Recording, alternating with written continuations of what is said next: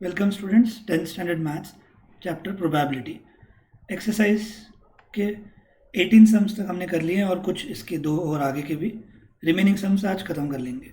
19th, a child has a die.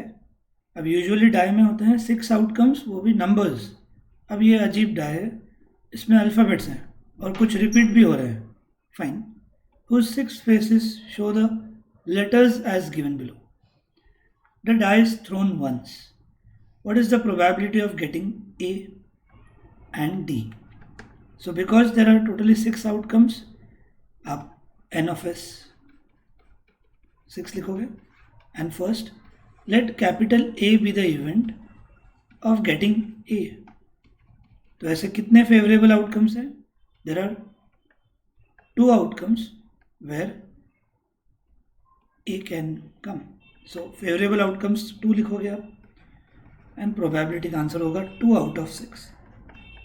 Answer will be 1/3. Right, आप final answer सिर्फ लिखते हो तो भी चलेगा. What is the probability of getting the letter d? अब इन 6 आउटकम्स में डी खाली एक बार ही है. So let capital b be the event of getting d and favourable outcome is 1. So probability of getting d will be 1 out of 6. Okay, बहुत easy question था ये. And this way 19th is over. Now we move to 20. अब 20 को इन्होंने अच्छे से star करके रखा है और इन गधों का स्टार का मीनिंग होता है not from examination point of view, और पूछते भी हैं एग्जाम में, तो भूल जाओ ये स्टार और चुपचाप सम पढ़ो. Suppose you drop a die at random in a rectangular region. तो ये मेन रीजन है आपका. ओके, ये थोड़ा अलग सम है, ध्यान देना. एक बड़ा रीजन है ये, उसके अंदर आपको डाई थ्रो करना है, ड्रॉप करना है, तो यहीं कहीं लैंड करेगा फॉर श्योर. तो ये पूरा रीजन बन जाएगा टोटल पॉसिबल आउटकम. और क्वेश्चन है what is the probability it will lie inside the circle. तो ये रीजन के अंदर वो लैंड करने की क्या probability?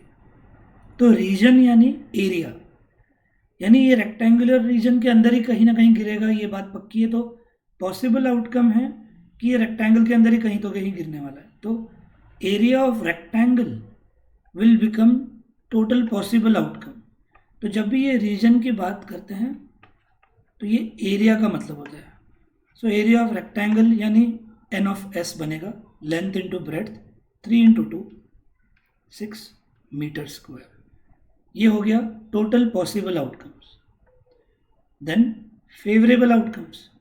What is the probability that it will land inside the circle is the favourable outcome.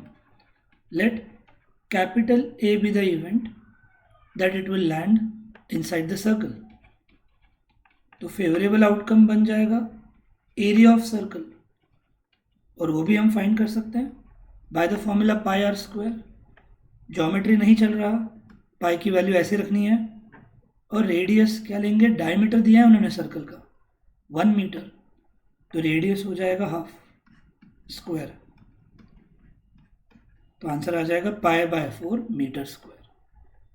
तो ये हो गया फेवरेबल आउटकम, क्योंकि उन्होंने ही पूछा है कि डाई सर्कल के अंदर गिरने की क्या प्रोबेबिलिटी है, तो सर्कल की एरिया निकाल दी. ये हुआ फेवरेबल आउटकम.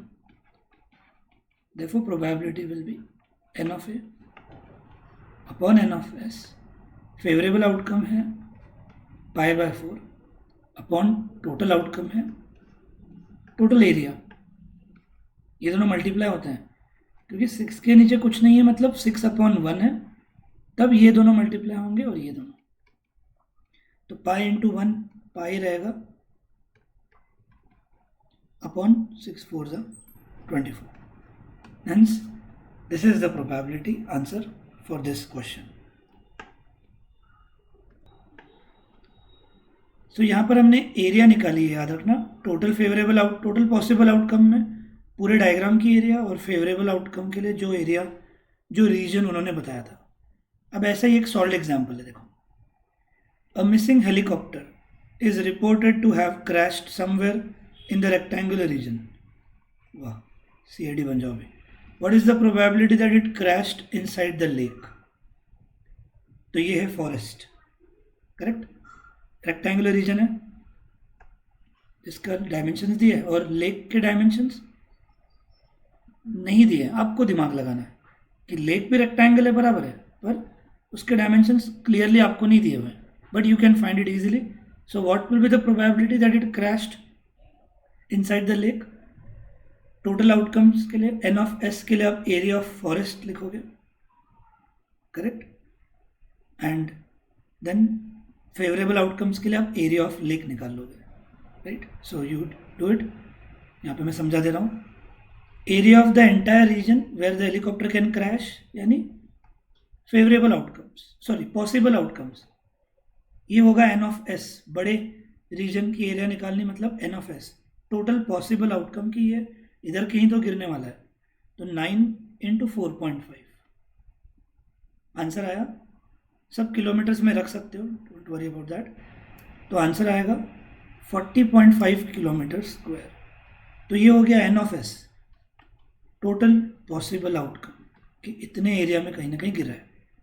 अब इनका प्रोबेबिलिटी इनको लगाना है कि लेक में जाकर गिरने की क्या प्रोबेबिलिटी है। तो लेक का डायमेंशंस आपको ये ढूंढना होगा। सिंपल है, पूरा ये 9 है, opposite sides are equal of rectangle. पूरा अगर ये 9 है और आपको उन्होंने अगर इतना 6 दिया है, so this much will be 3। ये पूरा अगर 4.5 है तो ये अपोजिट साइड भी पूरा 4.5 होगा। पूरा 4.5 है, ये भी पूरा 4.5 होगा, उसमें से ये 2 दिया है उन्होंने, तो ये कितना होगा रिमेनिंग ऑफ दैट 4.5 माइनस 2, ये हो जाएगा 2.5। तो आपको ऐसे दिखाना है, और लेक या डायरेक्ट आपने डायग्राम में भी लिख दिया तो भी चलेगा। और एरिया ऑफ लेक के लिए आप लेंथ इंटू ब्रेड्थ करोगे, length will be 3, breadth will be 2.5, और एरिया ऑफ लेक आ जाएगा 7.5। So favourable outcome, let capital A be the event that the helicopter crashed into the lake, और ये होगा favourable outcome area of lake upon area of forest.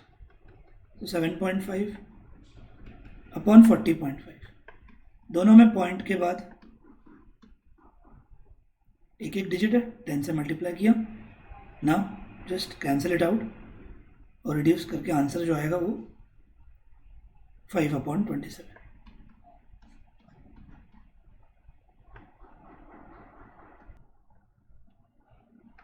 A lot consists of 144 ball pens. Total 144 pens हैं.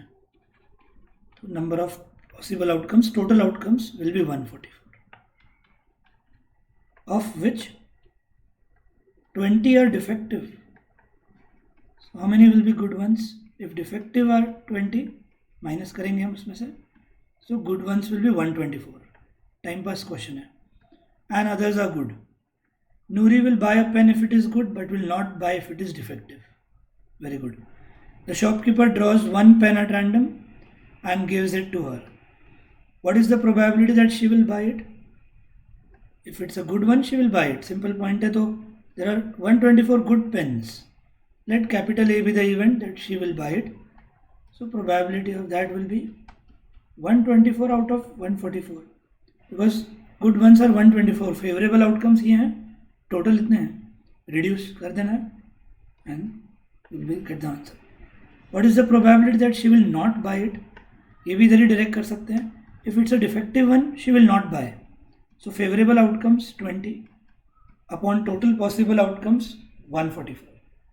Reduce करना है, exam में याद रखो. बहुत ही ईजी क्वेश्चन था. We have done with 21. 22 कल लास्ट सेशन में अवेयर नहीं आया कि तभी करा देते थे, आउटकम्स लिखे हुए भी थे. क्या है? If 2 dice are thrown. अब रिफर टू एग्जाम्पल 13 बोल रहे हैं, मतलब सॉल्व एग्जाम्पल 13. अब मैं भी वहीं पे जाऊंगा आउटकम्स के लिए, मैं वापस लिखते नहीं बैठने वाला. इफ 2 डाइस आर थ्रोन, हमने इस पर सम्स भी किए थे. What is the probability that the sum of the numbers appearing on the 2 dice is 8. हमने शायद 8 का ही किया था. Solve example 13, here it is. कल हमने एक के लिए किया ही था, आज आपको ये बाकियों के लिए सिर्फ कराने जा रहे हैं. सो आउटकम्स का वो पेज रेडी रखो and you can refer it, कि इन सब की आपको ये प्रोबेबिलिटी की टेबल फिलअप करते जानी है. So start. What is the probability that the sum of the numbers appearing on the dice is 2. So which outcomes will be that? Only 1. ऐसा एक ही आउटकम है जिधर आपको sum of the 2 dice will get 2. Hence the probability will be what? 1 out of 36. Total outcomes 36 होते हैं. याद दिलाने की जरूरत नहीं होनी चाहिए. Here are those 36 outcomes if 2 dice are thrown simultaneously or if a die is thrown twice. अब आपको ऐसे आगे के करते जाना है. What is the probability that the sum of the numbers on the 2 dice is 3? कौन से outcomes रहेंगे? 1, 2 और 2, 1. सो 2 फेवरेबल आउटकम्स रहेंगे. तो प्रोबेबिलिटी हो जाएगी 2/36. यहाँ आप लिखोगे 2/36. What is the probability that the sum of the numbers appearing on the 2 dice is 4? मैं सीधा आउटकम्स लिखवाते जा रहा हूँ. 1, 3, 2, 2 और 3, 1. ये 3 आउटकम्स रहेंगे जहाँ पर sum of the numbers appearing on the 2 dice will be 4. So 3 outcomes हैं. So probability will be 3 out of 36. अब यानी ये बढ़ते जाने वाला है. आपने ट्रेंड समझ लिया होगा. ये 1, 2, 3. अब देखते हैं 5 के लिए क्या आता है. Sum of the numbers appearing on the 2 dice should be 5. Outcomes देखते जाओ कौन कौन से रहेंगे. 5 आना चाहिए. ये आउटकम्स रहेंगे. ये सब डायगोनली चल रहा है. हमने ये आउटकम्स लिखे थे अभी 4 आने के लिए, 3 out of 36. अब 5 एडिशन आना चाहिए. तो 5 एडिशन के लिए 1, 4, 4, 1, 2, 3, 3, 2. 4 ऐसे आउटकम्स हैं जहाँ पे sum of the numbers appearing on the dice will add up to 5. 4 outcomes हैं. तो प्रोबेबिलिटी क्या हो जाएगी? 4 out of 36. Correct. Now sum of the numbers appearing on the dice should be 6. कितने आउटकम्स है देखो. These are the outcomes where sum of the numbers appearing on the dice will be 6. कितने outcomes है? 1, 2, 3, 4, 5. So sum of the numbers appearing sum 6 आना चाहिए. उसके 5 outcomes हैं 1, 2, 3, 4, 5. So 5 out of 36. ये sum. Now sum of the numbers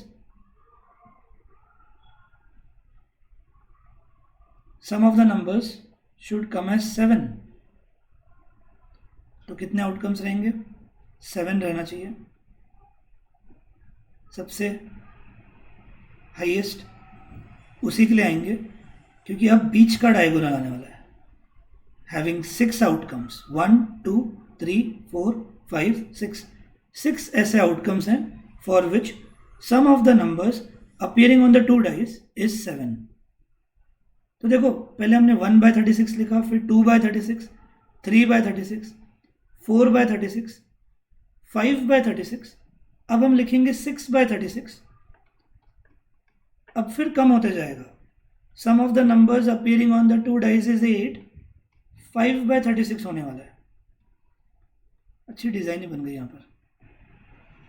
5/36. फिर sum of the numbers appearing on the dice should be 9. 4/36. ये outcomes है देखो. 3, 6, 4, 5, 9 आता है एडिशन. 4 आउटकम्स है. That way you have to just fill it up. कम करते जाना है. Sum of the numbers appearing on the dice as 10. 3/36. Sum of the numbers appearing on the 2 dice should be 11. 2/36. Sum should come as 12. 1/36. तो trend है ये, बढ़ते जा रहा है पहले फिर कम होते जा रहा है. क्वेश्चन है टाइम पास का. एग्जाम में कोई एक पूछ सकते हैं फॉर श्योर, और ऐसा टेबल नहीं पूछते बैठेंगे ये. And this way this table is done. So the point targeted here was sum of numbers appearing on the 2 dice, क्या क्या रह सकते हैं वो? 2, कभी 3, यानी 2 मिनिमम होगा, 1 कभी नहीं आ सकता। Sum of the numbers appearing on the 2 dice, कभी 1 नहीं हो सकता। 2 से लेके 11 तक आता है। तो स्टूडेंट क्या कह रही है? A student argues that there are 11 outcomes, ये सब बराबर है, 11 आउटकम्स हैं ये। Sum of the numbers appearing on 2 dice are this.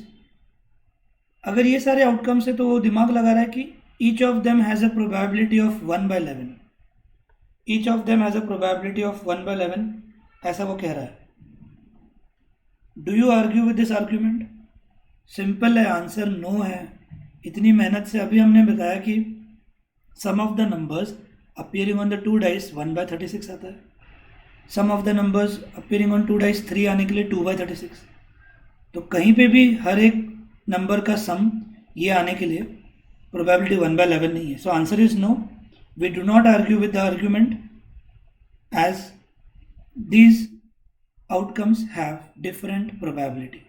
Justify your answer, ऊपर जस्टिफिकेशन दिया हुआ है हमने already as per first reference. हाँ, अगर ये क्वेश्चन एग्जाम में ऐसा आ जाए, थोड़ा इधर इलॉबरेट करेंगे वो फिर, वरना आपको समझेगा नहीं कि ये 11 आउटकम्स किसकी बात कर रहे हैं। तो वो आउटकम्स दिखा के आपको एक एक की प्रोबेबिलिटी बतानी होगी कि वो अलग अलग आती है, वो 1/11 नहीं आती, and hence he is wrong. वो कह रहा है कि ये अलग अलग जो सम आते हैं 2 डाइस पर, इन सब की प्रोबेबिलिटी 1/11 है, हो ही नहीं सकता। ऊपर ही टेबल में हमने जस्टिफाई कर लिया है that they will all have different probabilities, means they are not equally likely outcomes. अब इक्वली लाइकली किनको कहते हैं? ये जैसे था, what is the probability of spinner pointing at any one of the numbers? It's going to be 1/8, क्योंकि total 8 outcomes हैं, तो हर एक की प्रोबेबिलिटी आने की 1/8 है। So these all have equally likely outcomes. पर ऐसा sum of the numbers on 2 dice, ये अलग अलग नंबर्स आने के लिए they don't have equally likely outcomes, they have different probabilities. So answer is no. Just be clear with this. पूछते वक्त वो 1-2 डाइस थ्रो करने के बाद ऐसे इलॉबरेटेडली पूछते हैं, फॉर एग्जाम्पल लाइक दिस, ऐसे टेबल के चांसेस नहीं रहेंगे, but be clear with the concept. Now we move to 25th, last sum of exercise. Which of the following arguments are correct and which are not? If 2 coins are tossed simultaneously, there are 3 outcomes. Wrong. पढ़ने की जरूरत ही नहीं आगे। 2 coins are tossed simultaneously, there are 4 outcomes. और इन्होंने कहा है 2 heads 2 tails और 1 of each। ऐसा 1 of each नहीं चलता, H, T और T, H ये अलग अलग आउटकम है, तो 4 आउटकम्स होते हैं। गया पूरा, पढ़ने की जरूरत नहीं आगे। Then if a die is thrown, there are 2 possible outcomes. वाह, एन ऑड नंबर और even number, therefore probability of getting an odd number is half. So probability तो करेक्ट है, तो फाइन। मतलब इनके फिर ये हिसाब से ये बराबर उन्होंने मेंशन किया है कि 2 आउटकम्स में ऑड नंबर्स की सेट को एक आउटकम बनाया, इवन के एक, fine. And probability of getting an odd number is half. Odd numbers होते कौन से हैं? 1, 3 and 5। So there are 3 such outcomes, और 3/6 का आंसर हाफ भी आता है। So that is correct, but the first one is incorrect. And now we move to optional exercise. अब ऑप्शनल एक्सरसाइज में 3rd और 4th, 3rd एंड 4th आपको assignment में कवर हो जाएंगे। इसके इस टाइप के 5-6 सम्स हैं, ये तो सिर्फ 2 है, 5 एंड 6 सम्स हैं, वो कवर कर लेंगे।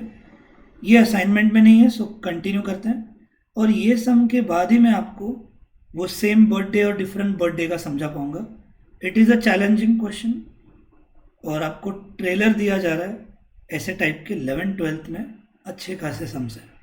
Probability will continue in 11th and 12th both the standards.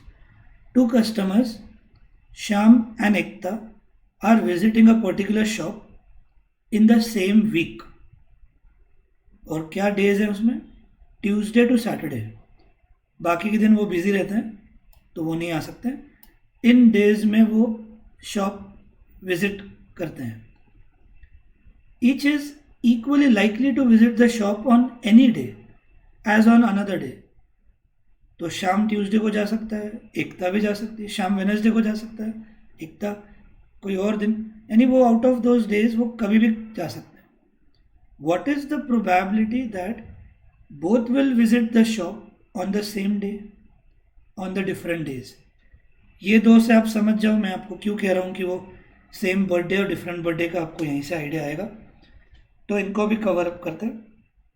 So what is the probability that they will visit the shop on the same day and on the different day. तो outcomes बनाने, think on it. जिनको ये सम समझ में आया तो ही आप वो बर्थडे के सम का लॉजिक समझ पाओगे. तो यहाँ पर शाम एंड एकता इन डेज में से कोई भी डेज पे वो विजिट कर सकते हैं, correct. So we will start writing the outcomes. अब मैं कुछ आउटकम्स बता दूंगा, आप पूरा फिलअप भी कर सकते हो. कि फर्स्ट हम कंसिडर करेंगे कि शाम ट्यूसडे को ही जाने वाला है, ठीक है. तो मैं एस के नीचे टी लिखूंगा, मतलब शाम ट्यूसडे को गया और एकता भी ट्यूसडे को गई. This is first outcome. Time pass तो लगेगा, ये ऐसा ही है सम, इसके लिए आउटकम्स भी ऐसे ही रहेंगे. So we have to consider all possible outcomes here. अब हम पहली रो में ये कंसिडर करेंगे कि शाम ट्यूसडे को ही है, फिर एकता वेनसडे को. That is one more outcome, that also can happen कि शाम ट्यूसडे को गया, एकता वेनसडे को गई, हो सकता है. फिर शाम ट्यूसडे को ही गया, एकता थर्सडे को गई, TH लिखो. फिर शाम ट्यूसडे को ही गया, एकता कैन गो ऑन फ्राइडे. अब आपको थोड़ा थोड़ा समझ रहा होगा कि ये डाइस की तरह सम है, जहाँ पर दो डाइस को अगर थ्रो करें तो सारे आउटकम्स लिखने होते हैं. इधर भी वही काम करेंगे हम. So when one dice is thrown there are 6 outcomes, correct. And when 2 dice are thrown, आप 6 into 6 करते हो, that goes to 36. Same logic will work here. कि मान लो सिर्फ शाम का केस इधर दिया होता कि शाम को एक शॉप विजिट करना है from any day on from Tuesday to Saturday. कितने डेज हैं, 5 डेज हैं. तो टोटल आउटकम्स कितने होंगे, 5. कि वो ट्यूसडे को जा सकता है, या वेनसडे को, या थर्सडे, या फ्राइडे, या सैटरडे. 5 हुए. पर इधर शाम ने एकता को भी लाया है, तो शाम के 5 आउटकम्स, एकता के 5 आउटकम्स मल्टीप्लाई हो जाएंगे और टोटल 25 आउटकम्स बनाने होंगे आपको. It's a same concept like that of dice. एक डाई थ्रो करते हो आप 6 आउटकम्स लिखते हो, और 2 डाई थ्रो किए तो 6 into 6. इधर शाम सिर्फ अकेला शॉप विजिट करता है आउट ऑफ दोज 5 डेज, तो 5 आउटकम्स रहेंगे. और एकता को भी विजिट करना है आउट ऑफ दोज 5 डेज, तो 5 into 5 25 आउटकम्स बनाने होंगे. तो शाम का हमने पहले ट्यूसडे ही कंसिडर किया है, जैसे डाइस में हमने 1,1, 1,2, 1,3, 1,4 ऐसे किया था. तो नेक्स्ट आउटकम विल बी शाम ट्यूसडे को ही जाएगा और एकता जाएगी सैटरडे को. Very good.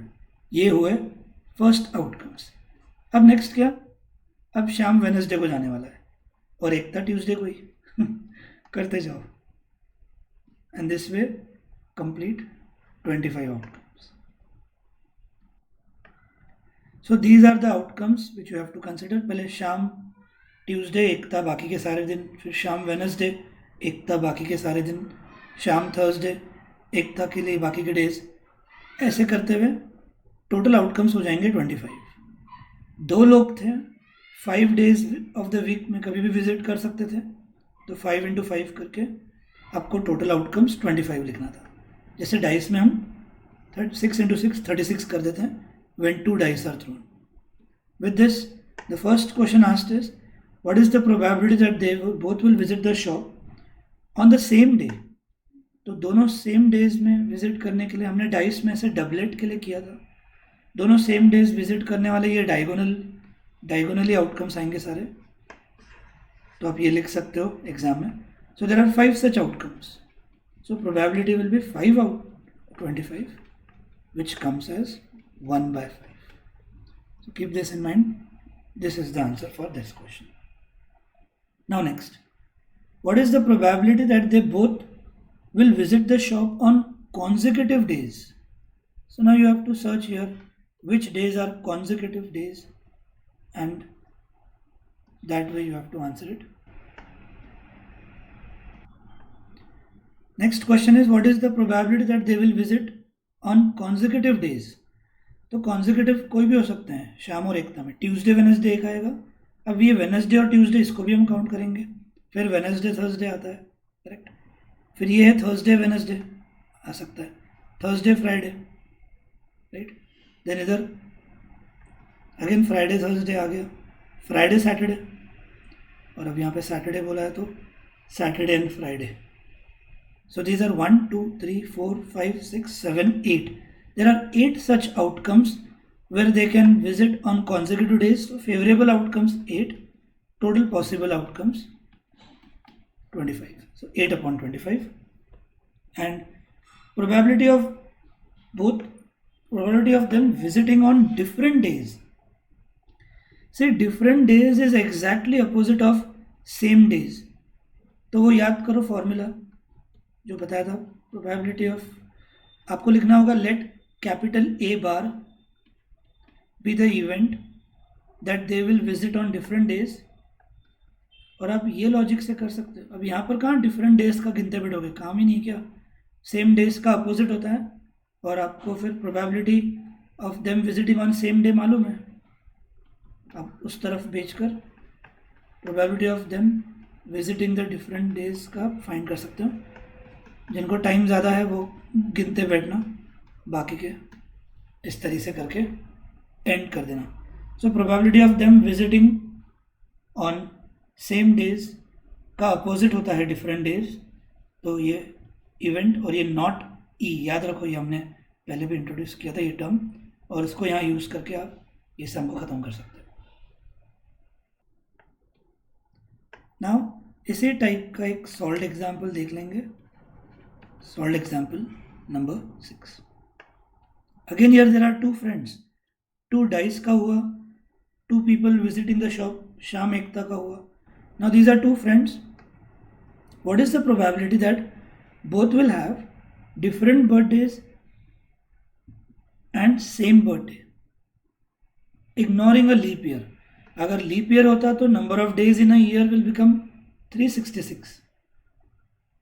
तो ये नॉन लीप ईयर है, तो और ऐसे वर्ड देंगे नहीं तो भी आपको नॉन लीप ईयर समझ के लेना है. फिर the regular number of days are 365. तो सविता और हमीदा इनका एक ही दिन बर्थडे होने का क्या प्रोबेबिलिटी है ये फाइंड कर लेंगे पहले, फिर डिफरेंट बर्थडेज का आप कर सकते हो. तो ये लॉजिक आपको अभी जैसे मैंने ये सम समझाया था शॉप का, अब अगर आप इतने आउटकम निकालने बैठ गए तो पागल हो जाओगे कि समिता 1 जैन, हमीदा 1 जैन, फिर समिता 1 जैन, सविता देन हमीदा 2 जैन.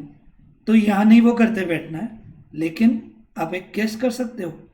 जब 2 डाइस को टॉस करना था, एक डाइस के 6 आउटकम्स होते हैं, तो 2 डाइस के कितने हो जाएंगे 36. जब श्याम और एकता एक शॉप विजिट करने वाले आउट ऑफ 5 डेज, श्याम के पास 5 डेज का ऑप्शन है, एकता के पास भी उन्हीं 5 डेज का ऑप्शन है, तो हमने इनके टोटल आउटकम्स के लिए 5 into 5 किया. देन इन दोनों का बर्थडे 365 डेज में कभी भी हो सकता है. सविता का 365 डेज में कभी भी आ सकता है, हमीदा का भी 365 डेज में कभी भी आ सकता है. तो the total possible outcomes that they can have the birthdays will be 365 into 365, जिसका मल्टीप्लिकेशन करने की ज़रूरत नहीं है. इन्होंने सब कुछ इनकम्प्लीट दिया है, बट आपको वो सम्स 2 समझने के बाद अब आपको ये आइडिया आना चाहिए. फिर इन दोनों में हमने सेम आउटकम्स का किया है. आज डाइस का भी देखा था, डबलेट कितने आते हैं, डबलेट 1,1, 2,2, 3,3, इनमें से ही वो नंबर आता है. देन यहाँ पर भी Shyam and Ekta same days पर विजिट करने की प्रोबेबिलिटी कितनी थी, वही नंबर जिनसे हमने स्क्वायर किया था. तो यहाँ पर आपको डायरेक्टली लिखना है let capital A be the event that they have same birthday. तो कौन कौन से आउटकम आ सकते हैं? 1st Jan 1st Jan, 2nd Jan 2nd Jan, 3rd Jan 3rd Jan. ऐसे डेज कितने रहेंगे? 365. सो फेवरेबल आउटकम्स. आप ऐसे चाहिए तो एग्जाम्पल के लिए 2-3 दिखाकर आगे डॉट डॉट कर सकते हो. तो यानी उन दोनों का सेम बर्थडे इधर 1st को होगा, 2nd को होगा, 3rd को होगा. जैन के ऐसे फेब मार्च होंगे 365 ही डेज सेम बर्थडेज होने के. And then probability will be favourable outcomes upon total. तो 365 अपॉन टोटल आउटकम्स हैं 365 इंटू 365. दिस गेट्स कैंसल्ड और आंसर आता है 1/365. This is the actual reasoning for which you get this answer. और इन्होंने पहले तो डिफरेंट बर्थडे का ये आंसर लिख दिया और बाद में 1 माइनस करके ये लाया. इनका रीज़न उनको मालूम कैसे लिखा, but this is the actual way you have to solve. फिर से एक बार सुन लो. जब एक डाइस थ्रो करते हैं 6 आउटकम्स होते हैं. अगर सिर्फ सविता का सम आता कि सविता का कोई भी एक दिन आने का बर्थडे क्या है, आप 1/365 लिखते हैं क्योंकि हर एक दिन का प्रोबेबिलिटी 1/365 ही होगा. यानी टोटल आउटकम सिर्फ सविता के लिए देखें तो 365 है, फिर हमीदा के लिए अलग से 365. जैसे श्याम और एकता के पास 5 डेज का ऑप्शन था इंडिविजुअली इंडिपेंडेंटली विजिट करने का शॉप का. सविता के 365 डेज में से कोई भी एक दिन बर्थडे आ सकता है. श्याम का भी 365 में से कोई भी एक दिन बर्थडे आ सकता है. तो इन दोनों का सेम बर्थडे और डिफरेंट बर्थडे का जब पूछते हैं तो इधर आपको टोटल आउटकम्स के लिए इन दोनों को मल्टीप्लाई करके रख देना है. Then let capital A be the event that they have same birthday. That is दोनों का सविता और हमीदा दोनों का 1st Jan को आ सकता है, दोनों का 2nd Jan को रह सकता है, दोनों का 3rd Jan को रह सकता है. ऐसे डेज ही 365 होंगे. सो फेवरेबल आउटकम्स 365 एंड प्रोबेबिलिटी के लिए ऐसे करके ये कट और ये आंसर आया. देन सेकंड के लिए आप ए बार यूज कर सकते हो. Let capital A bar be the event that they have different birthdays.